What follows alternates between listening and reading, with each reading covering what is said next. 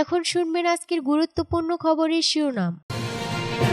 গাজায় আরও 2 হাসপাতালে ইসরায়েলের হামলা, একদিনে নিহত 30। সিরিয়ার অস্ত্র ভান্ডারে ইসরায়েলি হামলা, নিহত 11। পাকিস্তান আফগানিস্তান উত্তেজনা তুঙ্গে, এবার নিহত 8। ফিলিস্তিনি সাংবাদিক সাজাকে গুলি করে হত্যা। ইথিওপিয়ায় ভয়াবহ সড়ক দুর্ঘটনা, নিহত কমপক্ষে 60। দক্ষিণ কোরিয়ায় ভয়াবহ বিমান দুর্ঘটনা, সেদিন আসলে কি ঘটেছিল? গাজায় আরও 2 হাসপাতালে ইসরায়েলের হামলা, একদিনে নিহত 30। ফিলিস্তিনের স্বাধীনতাকামী সশস্ত্র সংগঠন হামাস নিয়ন্ত্রিত গাজায় অবিরাম হামলা চালাচ্ছে ইসরায়েলি বাহিনী। রোববার 29 ডিসেম্বর গাজায় আরও 2 হাসপাতালে হামলা চালিয়েছে ইসরায়েল। কাতার ভিত্তিক সংবাদ মাধ্যম আল জাজিরার লাইভ প্রতিবেদনে এ তথ্য জানানো হয়েছে। খবরে বলা হয়েছে, গাজা জুড়ে ইসরায়েল হামলায় রোববার অন্তত 30 জন ফিলিস্তিনি নিহত হয়েছে। এর মধ্যে আল ওয়াফা হাসপাতালে হামলায় নিহত হয়েছে 7 জন এবং নুসেরাত শরণার্থী ক্যাম্পে হামলায় নিহত হয়েছে 9 জন। এছাড়া অন্তত 4 জন ফিলিস্তিনি রোগীকে ইসরায়েলি বাহিনী ঘিরে রেখেছিল। এদের মধ্যে একজনের অবস্থা ছিল গুরুতর।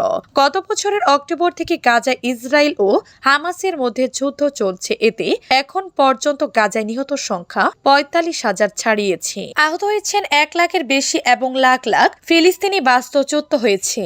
সিরিয়ায় অস্ত্র ভান্ডারে ইসরায়েলি হামলায় নিহত 11। সিরিয়ার রাজধানী দামেস্কের উপকণ্ঠে আদ্রা ইন্ডাস্ট্রিয়াল সিটির কাছে দেশটির এক অস্ত্র ভান্ডারে হামলা চালিয়েছে ইসরায়েলি বাহিনী। এতে অন্তত 11 জন নিহত হয়েছে। নিহতদের বেশিরভাগই বেসামরিক লোকজন বলে প্রতিবেদনে বলা হয়েছে। খবর সিনহুয়া ও আরব নিউজের। Syrian observatory for human rights এবং স্থানীয় মিডিয়ার বরাতে বলা হয়েছে, ঘটনাস্থলে এখনো তল্লাশি ও উদ্ধার অভিযানকারী দল অবস্থান করছে। তারা নিহতদের লাশ ও ধ্বংসাবশেষ পরিষ্কার করেছেন। সিনহুয়ার প্রতিবেদনে বলা হয়েছে, বিস্ফোরণের ধ্বংসাবশেষ উড়ে বাশার আল আসাদ সরকারের অনেক স্থাপনায় ব্যাপক ক্ষয়ক্ষতি হয়েছে। প্রাথমিক রিপোর্টে বিস্ফোরণে 2 জনের নিহতদের খবর দেয়া হয়েছিল, কিন্তু পরবর্তী সময়ে নিহতর সংখ্যা বেড়েছে। সামাজিক যোগাযোগ মাধ্যমে ছড়িয়ে পড়া এক ভিডিওতে দেখা যায়, বিস্ফোরণে অনেক স্থাপনায় ব্যাপক ক্ষয়ক্ষতি হয়েছে। Syrian observatory for human rights জানিয়েছে, আসাদ শাসনের সামরিক শক্তি ধ্বংসের অভিযান স্বরূপ ইসরায়েলি বাহিনী এসব হামলা চালাচ্ছে। চলতি মাসের গত 8 ডিসেম্বর বিদ্রোহী গোষ্ঠীর ঝড়ো আক্রমণের মুখে বাশার আল আসাদ সরকারের পতন ঘটে। এরপর থেকে সিরিয়ার সামরিক স্থাপনায় 5 শতাধিক হামলা চালিয়েছে ইসরায়েলি বাহিনী। এছাড়া ইসরায়েলি বাহিনীর সিরিয়ার ভূখণ্ড দখল করা শুরু করেছে বলে অভিযোগ উঠেছে। পাকিস্তান আফগানিস্তান উত্তেজনা তুঙ্গে, এবার নিহত 8। পাকিস্তান ও আফগানিস্তানের পাল্টাপাল্টি হামলার জেরে দেশ দুইটির মধ্যে তুমুল উত্তেজনা বিরাজ করছে। এবার নতুন সংঘাতে আফগানিস্তানে অন্তত 8 জন নিহত হয়েছে, আহত হয়েছেন অন্তত 13 জন।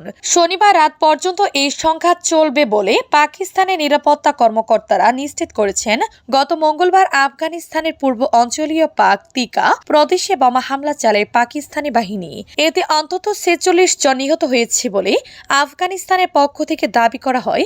নিহতদের মধ্যে বেশিরভাগই ছিল নারী ও শিশু। তবে পাকিস্তান দাবি করে তারা নিষিদ্ধ ঘোষিত তেহরিক-ই-তালিবান পাকিস্তানের টিটিপি আস্তানা লক্ষ্য করে হামলা করেছে। সেই দিনের পর থেকে দুই পক্ষের মধ্যে সীমান্তে পাল্টাপাল্টি গুলি বিনিময় চলছে। গত মঙ্গলবারের পর পাকিস্তানে হামলার দাবি করে আফগান বাহিনী। এতে পাকিস্তানের অন্তত 19 সেনা নিহত হয়েছে বলে দাবি আফগানিস্তানের। তবে এ নিয়ে কোনো মন্তব্য করেনি আফগানিস্তান। তবে সূত্রের বরাতে ডন জানিয়েছে, নতুন করে সংঘর্ষে পাকিস্তানের 1 জন সেনা নিহত হয়েছে এবং 11 জন আহত হয়েছে। শুক্রবার রাতে সন্ত্রাসীরা অনুপ্রবেশের চেষ্টা চালায়, তবে তা রুখে দেওয়ার দাবি করেছে পাকিস্তান বাহিনী। প্রতিবেদনে বলা হয়েছে, অনুপ্রবেশের চেষ্টা রুখে দেওয়ার পর সন্ত্রাসীরা আফগান বাহিনীর সঙ্গে যোগ দেয় এবং পাকিস্তানি চৌকিতে হামলা ও গুলি চালায়। আফগান বাহিনী এবং সন্ত্রাসীরা ফিলিস্তিনি সাংবাদিক সাজাকে গুলি করে হত্যা। ফিলিস্তিনের পশ্চিম তীরে জেনিন শরণার্থী শিবিরের সাংবাদিক সাজা আল সাব্বাককে মাথায় গুলি করে হত্যা করেছে ফিলিস্তিনি কর্তৃপক্ষ পিএ বাহিনীর নিরাপত্তা সদস্যরা। টাইমস অফ ইসরায়েলের প্রতিবেদন অনুযায়ী শনিবার 28 ডিসেম্বর রাতে পিএ বাহিনী এই প্রতিরোধ যোদ্ধাদের মধ্যে সংঘর্ষের সময় আল কুদস বিশ্ববিদ্যালয়ের সাংবাদিকরা বিভাগের শিক্ষার্থী সাজার মাথায় গুলি করা হয়। নিহতর পরিবার জানিয়েছে, সাজা বাড়ি থেকে বের হয়ে কাছাকাছি কোথাও যাওয়ার সময় পিএ বাহিনীর আক্রমণের শিকার হন এবং তাকে গুলি করে হত্যা করা হয়। রাজনৈতিক বন্দীদের পরিবারের কমিটি এই হত্যাকাণ্ডকে জঘন্য অপরাধ আখ্যা দিয়ে তীব্র নিন্দা জানিয়েছে। এক বিবৃতিতে তারা উল্লেখ করেছে, এই অপরাধ আমাদের জনগণের স্বাধীনতা এবং জীবনের প্রতি চরম অবজ্ঞার প্রকাশ। এটি মানবিক ও জাতীয় মূল্যবোধের সুস্পষ্ট লঙ্ঘন। কমিটি মানবাধিকার সংস্থা ও কর্মীদের কাছে এই দমনমূলক কর্মকাণ্ডের বিরুদ্ধে দৃঢ় অবস্থান নেওয়ার আহ্বান জানিয়েছে। ফিলিস্তিনি স্বাধীনতাকামী সংগঠন হামাস, ইসলামিক জিহাদ পিআইজে এবং অন্যান্য সংগঠনগুলো সাজা হত্যাকাণ্ডের তীব্র নিন্দা জানিয়েছে। গত 2 সপ্তাহে পিএ বাহিনী এবং ইসরায়েলি বাহিনী উভয় জেনিন শরণার্থী শিবিরে অভিযান চালিয়েছে। এতে প্রতিরোধে যোদ্ধাদের সঙ্গে সংঘর্ষ হয়েছে। ফিলিস্তিনি জনগণ ও প্রতিরোধ যোদ্ধারা অভিযোগ করেছেন, পিএ বাহিনী ফিলিস্তিনি জনগণের সুরক্ষা দেওয়ার পরিবর্তে ইসরায়েলি শাসনের কার্যনির্বাহী বাহিনীতে পরিণত হয়েছে।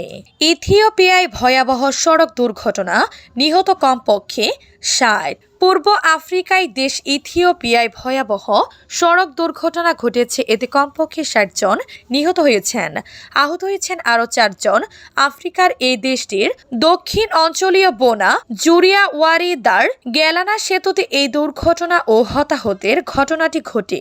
সোমবার 30 ডিসেম্বর বার্তা সংস্থা রয়টার্স এবং সংবাদ মাধ্যম দি গার্ডিয়ানের পৃথক প্রতিবেদনে এ তথ্য প্রকাশিত হয়েছে। রয়টার্স বলেছে, ইথিওপিয়ায় সড়ক দুর্ঘটনায় অন্তত 60 জন মারা গেছেন বলে স্থানীয় কর্মকর্তাদের বরাত দিয়ে রোববার বার্তা সংস্থা এএফপি জানিয়েছে। অন্যদিকে গার্ডিয়ান বলেছে, দক্ষিণ ইথিওপিয়ায় সড়ক দুর্ঘটনায় 60 জনেরও বেশি মানুষ মারা গেছেন বলে রোববার স্থানীয় স্বাস্থ্য কর্তৃপক্ষ জানিয়েছে। সিদামা প্রদেশটি ইথিওপিয়ার দক্ষিণে তথা রাজধানী আদিস আবাবার প্রায় 300 কিলোমিটার দক্ষিণে অবস্থিত।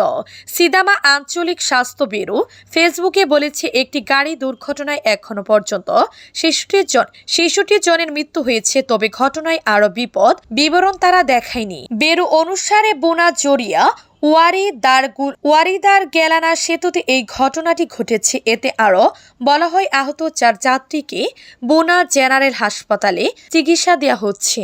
দক্ষিণ কোরিয়ায় ভয়াবহ বিমান দুর্ঘটনা, সেই দিন আসলে কি ঘটেছিল? দক্ষিণ কোরিয়ার একটি বিমানবন্দরে 181 জন যাত্রী সহ একটি বিমান বিধ্বস্ত হয়েছে।